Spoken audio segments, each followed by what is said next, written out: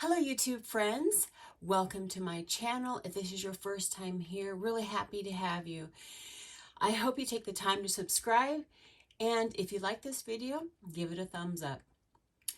Today I'm going to be taking you through the steps of creating my pattern for foundation piecing called Sunny Skies. It's a very simple pattern. I do have it available on my Etsy site, just a couple of dollars over there, so go check that out. So without further ado, let's just go ahead and get started on this, and I'll see you on the other side.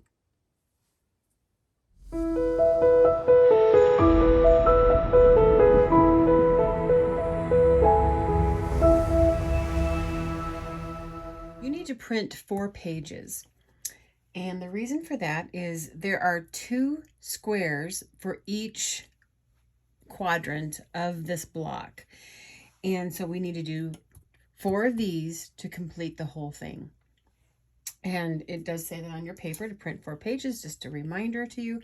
Also, take your ruler and be sure to measure the square, and if you want to get it to size, make sure that's 1 inch. And you may need, if it's not, may need to make some adjustments with your printer. Okay, so the first thing that we're going to do here is we're just actually going to just cut these 2 shapes apart, and about a ½ inch outside the dotted line is perfect. And this one's just a little bit wide, so I'm going to go ahead and just cut that down a little bit. I usually, when I cut it this big, that usually gives me the perfect amount of fabric so that I'm absolutely sure that I do not cut it too small. There's nothing more frustrating than cutting your paper, or you're cutting your fabric too small, especially after you've already sewn it in. All right, so if you've never done this before, I'm also going to put a link up above, just up here at the top, where you can go and see my video that I did on the July block of the month, and that just gives you other, it's another resources to kind of see how to do the foundation paper piecing. But my add a quarter plus ruler, this is by CM Designs Inc. See if you can see that. When you turn it over, it has a nice flat side with a very a nice beveled edge, so that I can go along all my sewing lines between the pieces and then give it a nice bend. Fold the paper up, and I'll do that on all of these real quick, and then on the little one as well. Now you will notice that I did color in on each of my numbers on my paper. So I'm going to be using a white background fabric with a little bit of blue on it, and that's why I just did a square around that one versus coloring the whole thing in. It just tells me which one of these fabrics, because they both have the same color. If you don't have an add a quarter ruler for bending or folding the paper up, actually a really thin piece of cardboard works great. Cardstock, anything like that will also work wonderful. You can also take a regular ruler, and then using one of these rotary tracing tools, do your lines with that too. All right, so I'm just going to give you some little hints on how I cut out my fabric. Okay, this particular orange is actually for this shape right here, and what I like to do is I'll fold this up and just make sure that I have about a ½ inch of fabric past this fold line. And then when I open it back up, I can then just cut. See how I left plenty of room on that paper here, so I can just cut outside that, on this outside of the paper, and have plenty of fabric for this particular shape. So I'm also, if you will also note that my fabric, I have it upside down, because that's the way you need, it needs to be the opposite than what you think. So make sure that you put your fabric. If you have your pattern faced up like I do, then you're going to have to put your paper face down, pretty side down, however you want to say it. Now, I'm going to need 4 of the B patterns, 4 of each piece. So just taking this piece, I'm going to just cut myself another one really quick.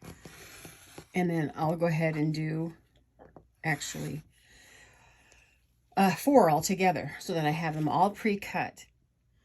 Because I have all my B shapes actually cut out, I'm jumping to my A's now. And I'm going to show you how to do the middle piece, okay?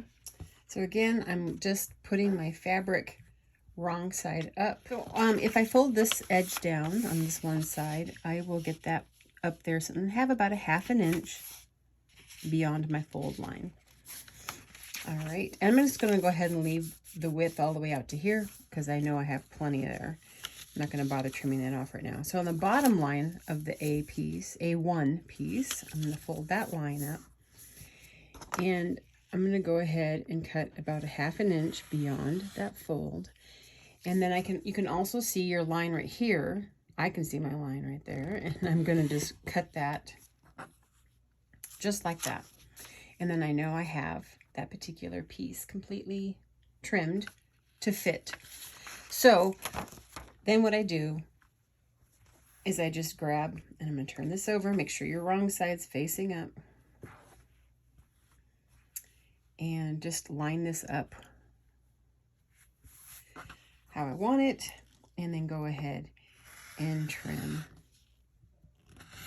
all the pieces.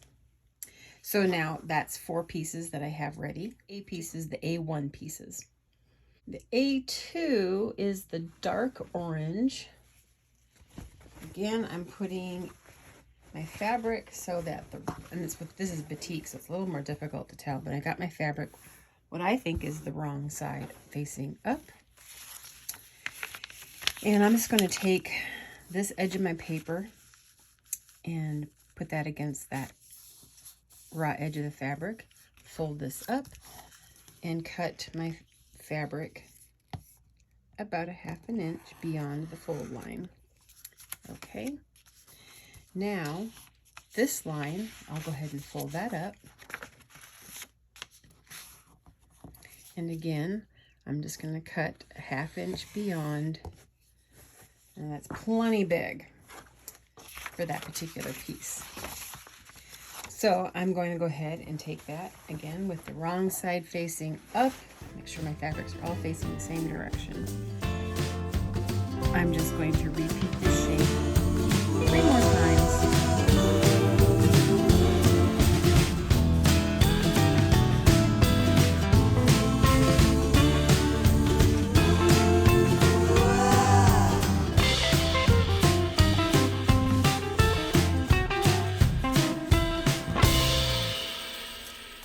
I have my pieces all pre-cut. So to start out, we are going to do B1 and B2. B1 is the larger of the 2 pieces. I usually like to put my glue on the larger of the 2 pieces. I'm just using a washable glue stick. I have my fabric turned up, wrong side facing up. You can see the pretty sides down. All right, so now I'm just going to center my piece in there, making sure I got plenty. I do. All right, so we're going to be doing B1 and B2, so I need to fold on the line between the 2 of them. And at this point, I'm going to be using my add a quarter and trim my fabric down to 1/4 inch. My next color is the dark orange. So I'm going to grab my pre-cut. I have the wrong side facing up. And what I like to do is just lay that over there and make sure it's going to cover that, no problem. So I'm going to fold that back down, pick up my piece. I got the right sides facing together. Line up the raw edge You can put a pin in this once you open it up if that's what you want to do. But now I'm going to take it to my sewing machine. And I'm going to sew on this solid line from this point to this point. Now, you'll see in the line here and the line here, they extend past, and that's actually where you will be stitching. But where you're going to only stitch where the line is. So I'm going to actually back tack or reverse my stitch by about 2 stitches at the beginning and at the end, but keeping inside those lines. So I'm going to go ahead and I got my machine set to a 1.5 stitch length.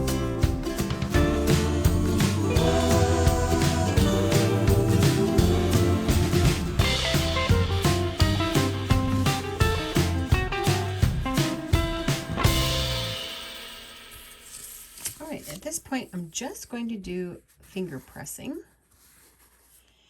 And then I'll go ahead and turn this over. We need to go to the next piece. So we did 1 and 2. Now we're going to do number 3. Turn that the right direction here. Fold that back on that line. Use add a quarter. And trim this down to a 1/4 inch. All right, the next piece, B3, is the light orange color. So again, move this out of my way. I'm going to turn this so that the wrong side is facing up. Now, I don't have this going the right direction, so I got to find the direction that I cut this in so it fits. And that will make it work. I have plenty in front and the front end, the back end, and this point here. So just fold that down. Just going to turn so that my fabric is right sides together. Lining up my edge, and again, open up the open up the paper, and take that and stitch that at the machine. And I'm going to be extending my lines past, just the way that these are drawn.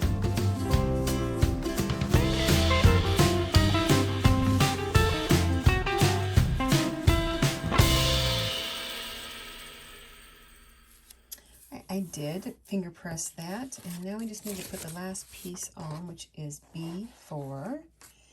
And again, I just like to lay with the wrong side facing up, lay my piece. So I'm making absolutely sure it's going to fit in there. I'm holding it the right direction. It's all good.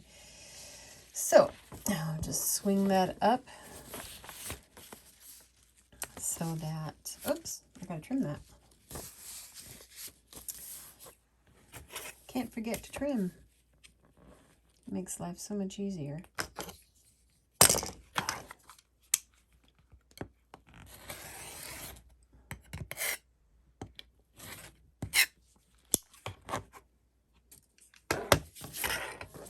All right.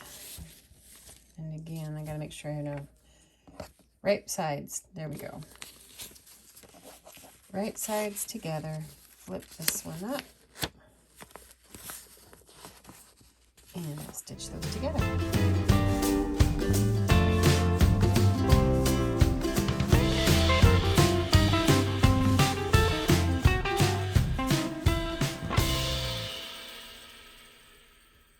Another way that I wanted to show you to check, make sure your piece is going to fit, if you fold this down and you have your pieces lined up, if that fabric is hanging out, you know, covering all of the paper, you know it's going to be right. So I'm going to go ahead and finger press that now. And now that I have all 4 pieces sewn on, I'm going to go ahead and take this to the iron. No steam, because I don't want to wrinkle or warp my paper. And then just give that a good press. And this is the point at which I'll trim. So I need a longer ruler because this is a pretty long piece here. So I'm just lining up my ruler right on the dotted line. The dotted line is the 1/4 inch cutting line. for the outside perimeter. Do that on all the sides.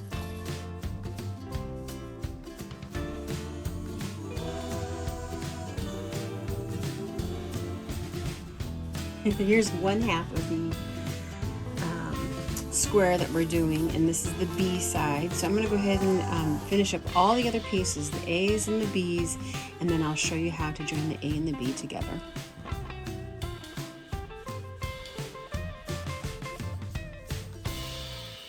I have all the pieces A and B for each quadrant sewn, and now it's a matter of taking each of the pieces, an A and a B piece, and sewing those together. And all we need to do here is actually just put them together, lining up the shape, and it's going to get sewn down the diagonal. So if you look at how I folded that, I just took an A and a B. I took the B and just flipped it over onto the A. And excuse me, opposite. I took an A, flipped it over onto the B. And all you have to do is actually just line up all the corners and the points. Here's the 90 degree corner here. Line that up and get all your edges lined up. Very easy. And then all you have to do is sew it down this diagonal line, and that's going to give it that perfect fit. So there's a seam that joins together right here, and it should be perfect, if just depending on how perfect you were with your sewing lines. But I've left the paper on, and I won't be peeling this off until after all of these are done. But so here is what we need to do. Need to do each of these quadrants. I've already sewn this one together, but you need to do each of these quadrants, and once all of those are done, then we'll sew two of those quadrants together. So we'll have a top and a bottom, and then the top and bottom will get sewn together after that. So I'm going to go ahead and sew each of these on the diagonal line between A and B, just lining up all the corners.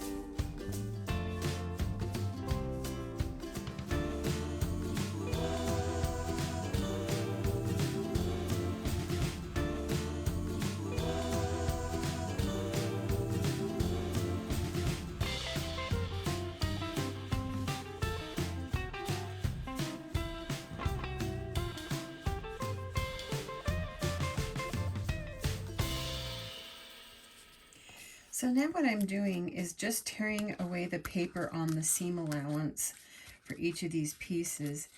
It makes it easier to press open the seam allowance, because I'm going to be pressing, not to one side, I'm going to be pressing the seam allowances open so that on either side.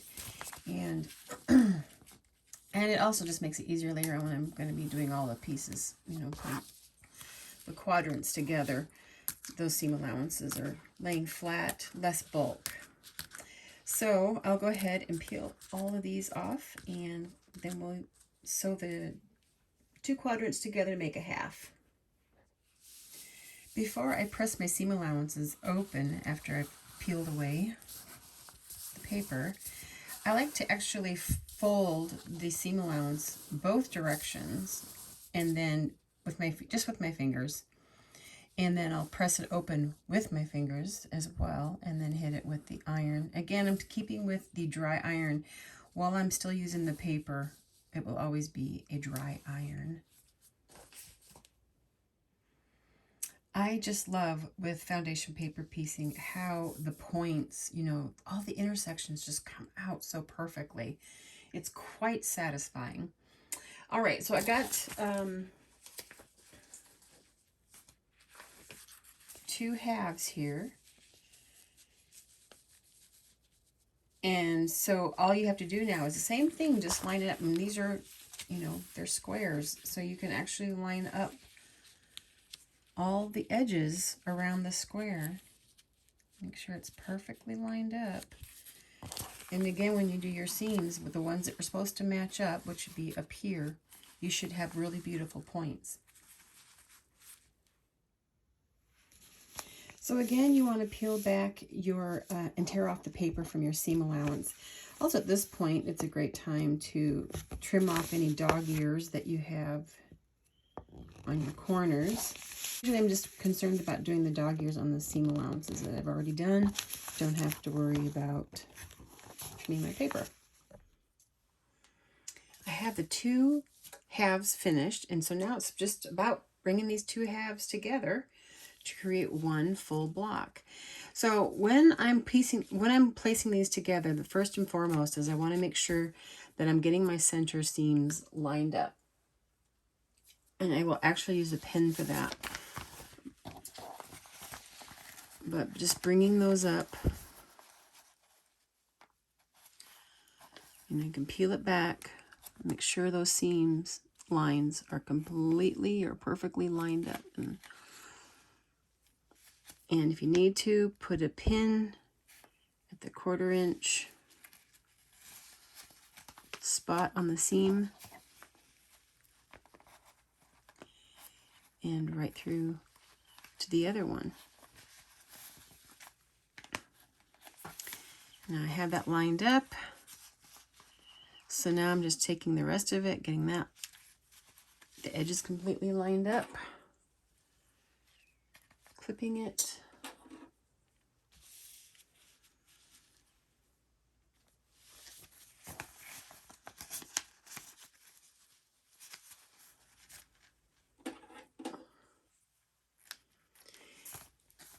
And again, if you were really precise on sewing on all the lines and trimming correctly, this should come out perfectly lined up.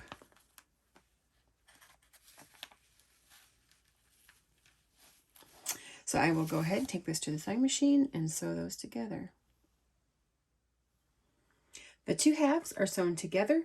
I peeled the paper away from the seam allowances and turn that off.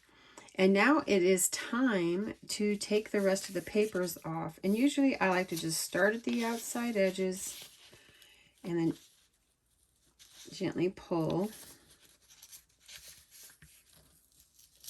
And you have to remember, there's some places where I glued, take a little bit more like peeling instead of, you know, pulling away. But here's a seam here, so I want to be sure that just pull that away from that seam gently. And there we go.